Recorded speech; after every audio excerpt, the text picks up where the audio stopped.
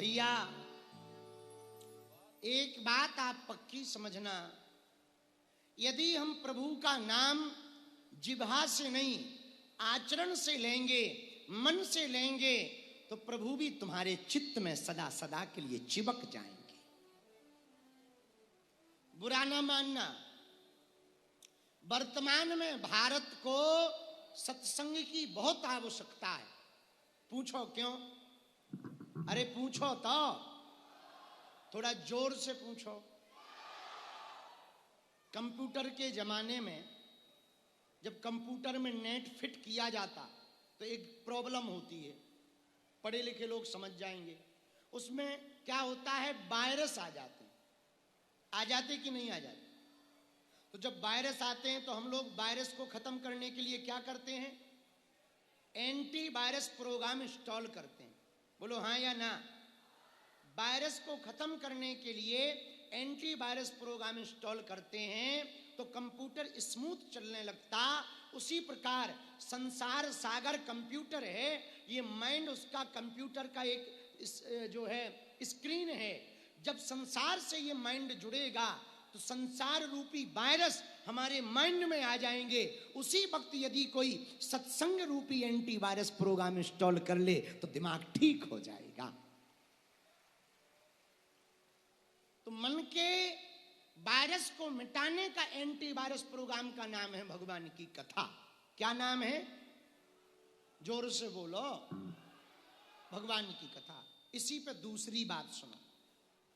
किसी ने पूछा सत्संग क्यों करना चाहिए, क्यों 3 घंटे बर्बाद करें, कथा में बैठें, क्या आवश्यकता है? भैया किताबों से संसार का ज्ञान लिया जा सकता है, पर सत्संग से आत्मा का और परमात्मा का ज्ञान प्राप्त होता है।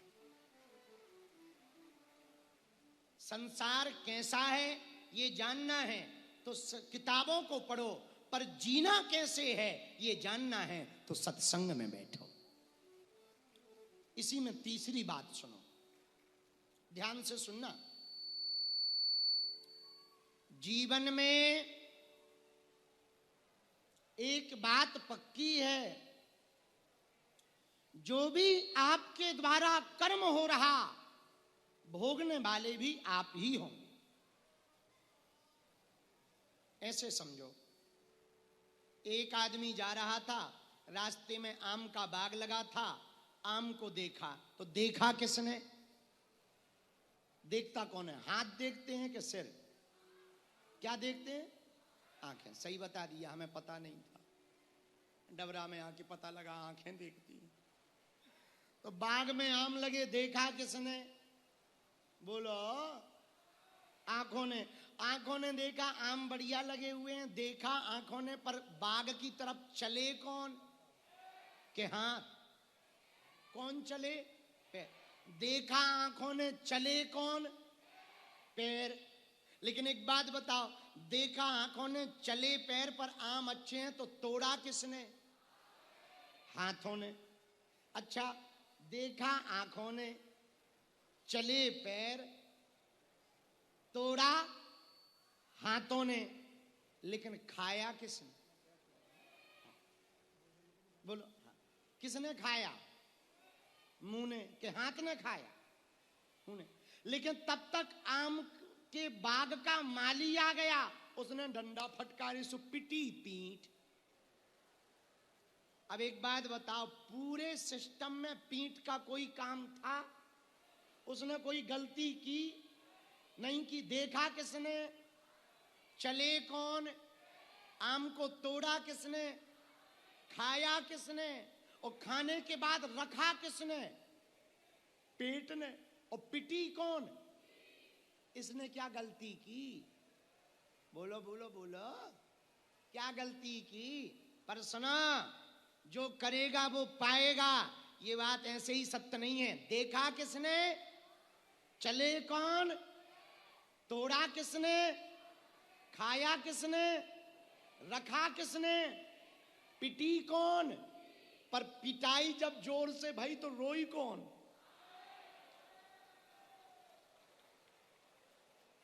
कौन रोया?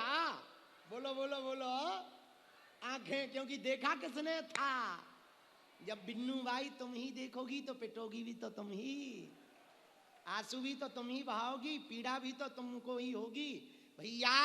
इसलिए चाहे छुप के करो या प्रत्यक्ष में करो, आप जो भी कर्म करेंगे उसका परिणाम भोगना पड़ेगा। हम एक प्रार्थना श्रोताओं से करना चाह रहे, विनम्रता पूर्वक हाथ जोड़ करके, भैया अपने आचरण को सुधारो। चरण से तुम नवग्रह मंदिर तक पहुंच सकते, पर आचरण से तुम परमात्मा तक पहुंच सकते हो। अब आपको निर्णय लेना है कि केवल मंदिर तक पहुंचना। मेरे पागलो, तुम्हें यदि केवल मंदिर तक जाना है तो चरण का प्रयोग काफी है, पर परमात्मा तक जाना है तो आचरण ठीक होना चाहिए। आचरण ठीक होगा तो परमात्मा तक पहुंचोगे। इसलिए मेरे प्रियजनों, आज की कथा का ये दूसरा सूत्र है, हमें चरणों के बल पर भगवान के पास नहीं जाना, आचरण के बल पर जाना। याद रखना, जिस आदमी का जो आदमी गुण का महान होता ना, बहुत गुणी होता, उसके पहुंचने के पहले उसकी चर्चा होने लगती है। और तुम ऐसे महान बनो। जितने पढ़ने वाले बच्चे बैठे हैं, हमारी हाथ जोड़कर प्रार्थना है, जितने युवान बेटे बेटियां बैठे हैं, मेरे बच्चों तुम अपनी जिंदगी को बर्बाद व्यर्थ मत करो।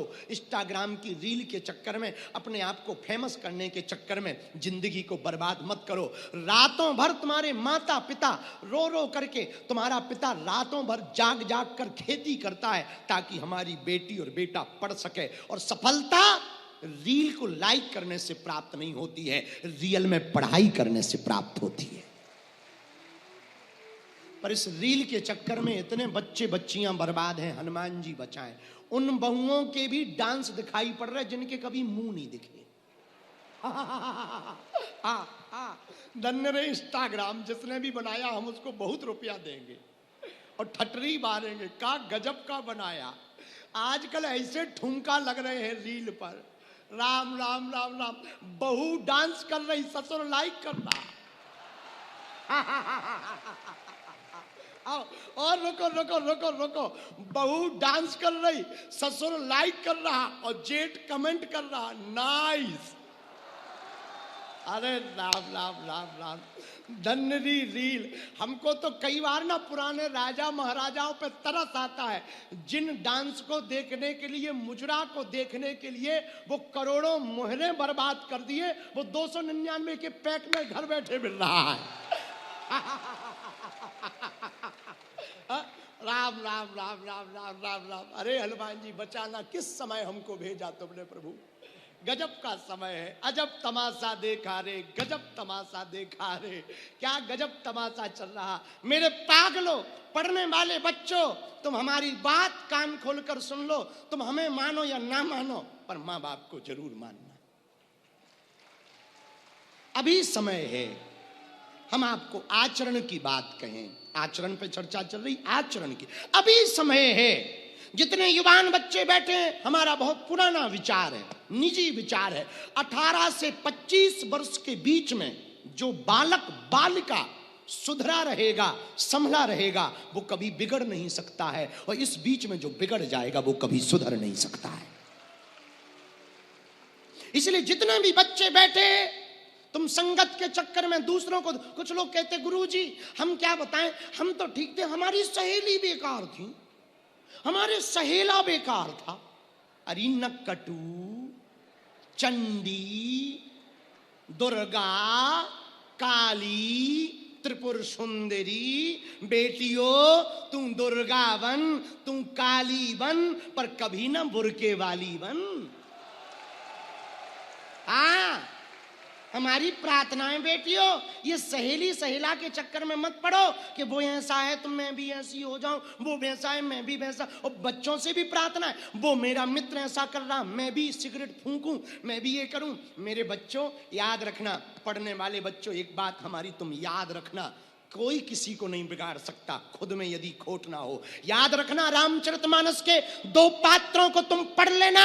राम के राज्य में रह करके मंथरा सुधरी नहीं, और रावण के राज्य में रहकर विभीषण बिगड़ा नहीं। विभीषण रावण के खानदान में पैदा हुआ, पर रावण बिगाड़ नहीं पाया, राम भजन से विमुख नहीं कर पाया। और आज के बच्चे कहते कि हम नहीं बिगड़े, हमारे मित्र बिगड़े। क्या खाक लिपटे रहते भुजंग, चंदन से सांप लिपटे रहते हैं। चंदन अपनी शीतलता देता है, लेकिन कभी भी सांप का जहर नहीं लेता है। इसलिए तुम कितने भी गलत संगत में रहो, कितनी भी गलत जगह रहो, पर अपने आप को कंट्रोल रखो, अपने आचरण को शुद्ध रखो, अपने मन को कंट्रोल रखो। आज की कथा की बात यही तुम्हें जीवन में घर पर लेकर जानी है। और सुनो बच्चों, दौड़ते हुए घोड़े, उगते हुए सूर्य का चित्र लगाने से सफलता नहीं मिलती है। सूर्य के पहले जगना पड़ता है और घोड़ों की तरह दौड़ना पड़ता है, तब सफलता प्राप्त होती है। लेकिन आजकल के बच्चों पे बातें 4 दिन तक काम करती, फिर बिगड़ जाते। देखो तुम, कई लोग ना आज की बात गुरुजी की सुनकर हम तो कल 4 बजे से उठेंगे, अलार्म लगा करके सो जाते। लेकिन जब अलार्म बजता तो बंद करके ऐसा आनंद की नींद लेते जैसे बम डिफ्यूज कर दिया। हाँ, फिर और गहरी नींद आती। और वो कहता है माइंड, उसी वक्त माइंड कहता 5 मिनट में क्या बिगड़ जाएगा, और कब 8 बजाते पता नहीं लगता है। वो 5 मिनट ही खराब है। उसी 5 मिनट को ब्रेक लगा करके यदि खड़े होकर के हम सावधान से अपने आचरण की शुद्धि करें। मेरे पागलों, सूत्र याद रखना पढ़ने वाले बच्चे, आचरण की शुद्धि करनी है। किसकी शुद्धि करनी? बोलो बोलो। आचरण की शुद्धि करनी। चरण के बल पर तुम मंदिर जा सकते, पर आचरण के बल पर तुम परमात्मा तक जा सकते हो। बालाजी महाराज के कृपा पात्र बागेश्वर धाम पीठाधीश्वर परम पूज्य धीरेन्द्र कृष्ण शास्त्री जी महाराज का पावन संकल्प। मध्य प्रदेश में छतरपुर के ग्राम गढ़ा में बनेगा विश्व स्तरीय कैंसर अस्पताल एवं रिसर्च सेंटर, जिसकी आधारशिला देश के यशस्वी प्रधानमंत्री नरेंद्र मोदी जी के कर कमलों से रखी जा चुकी है। 200 करोड़ रुपए की लागत वाले 100 बेड के इस अस्पताल में गरीबों का होगा मुफ्त इलाज। ये बहुत बड़ा अवसर है, बहुत बड़ा काम है। संकल्प बड़ा हो, संतों के आशीर्वाद हो, प्रभु की कृपा हो, तो समय सीमा में सब पूर्ण होता है। हमारे प्रियजनों, बागेश्वर धाम पूरे भारत के लोगों, अभी तक अस्पतालों में मंदिर थे, अब मंदिर में अस्पताल होगा। कैंसर हॉस्पिटल निर्माण हेतु सहयोग देकर पुण्य के भागी बने।